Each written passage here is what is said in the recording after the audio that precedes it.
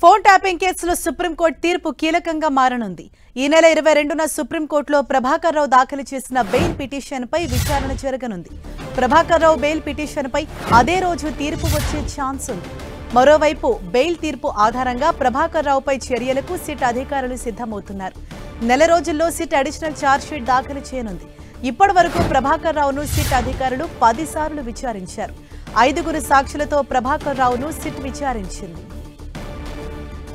Right, ఇదే విషయంపై మరింత సమాచారం మా ప్రతినిధి సునీల్ మనకు అందిస్తారు. సునీల్, తెలంగాణ రాష్ట్రంలో తీవ్ర రాజకీయ దుమారం రేపుతున్నటువంటి ఫోన్ ట్యాపింగ్ కేసులో కీలక పరిణామం చోటుకునే అవకాశం ఉంది. ప్రస్తుతం ఈ కేసులు ఇప్పటికే చాలా మంది పోలీసు అధికారులను అరెస్ట్ చేశారు. వారందరూ కూడా ప్రస్తుతం బెయిల్ పై ఉన్నారు. ఇక ఈ కేసులో మొదటి నుంచి ప్రధాన నిందితులుగా ఆరోపణలు ఎదుర్కొంటున్నటువంటి ఎస్ఐబి మాజీ చీఫ్ ప్రభాకర్ రావు ఇప్పటికే తనకు బెయిల్ మంజూరు చేయాలంటూ కూడా సుప్రీంకోర్టులో పిటిషన్ దాఖలు చేశారు. ఆ పిటిషన్ పై ఇప్పటికే వాదనలు కూడా కంప్లీట్ కావడం జరిగింది. ఈ నెల 22వ తేదీన దీనిపై సుప్రీంకోర్టు కీలక తీర్పు కూడా ప్రకటించే అవకాశం ఉంది. ప్రభాకర్ రావు అరెస్ట్ చేయాలి, ఒకవేళ ప్రభాకర్ రావుకి అనుకూలంగా రాకపోతే మాత్రం అతన్ని వెంటనే సిట్ అధికారులు అరెస్ట్ చేసే అవకాశం ఉంది. ఒకవేళ రెగ్యులర్ పిటిషన్ గినక బెయిల్ గినక మంజూరు చేస్తే మాత్రం అతనిపై కొంత ఊరట కూడా లభించే అవకాశం ఉంది. ఇప్పటికే ప్రభాకర్ రావుని 10 సార్లు సిట్ అధికారులు విచారించారు. చాలా సార్లు అతని స్టేట్మెంట్ కూడా నమోదు చేస్తున్నారు.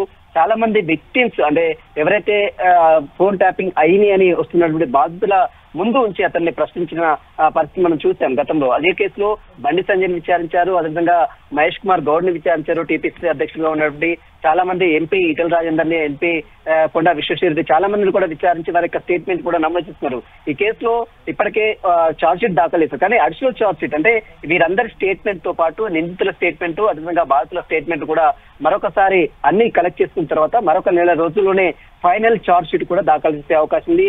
ఈ కేసులో ఈ నెల 22వ తేదీన ప్రభాకర్ రావు సంబంధించినటువంటి రెగ్యులర్ బెయిల్ పిటిషన్ పై కూడా సుప్రీంకోర్టు కీలక నిర్ణయం కూడా తీసుకునే అవకాశం ఉంది. ఒకవేళ అతన్ని గినక బెయిల్ మంజూరు చేస్తే మాత్రం, బెయిల్ మంజూరు చేయకుండా మాత్రం ప్రభాకర్ రావుని అదుపులో తీసుకొని సిట్ అధికారులు విచారించే అవకాశం ఉంది. Harisha, right, thank you Sunil.